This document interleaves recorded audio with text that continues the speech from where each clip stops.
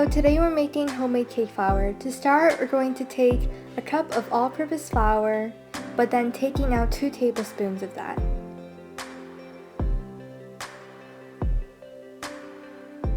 Now add in 2 tablespoons of cornstarch.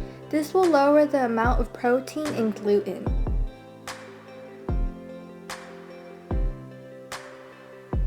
Pour this through a sieve and sift all of the flour and cornstarch.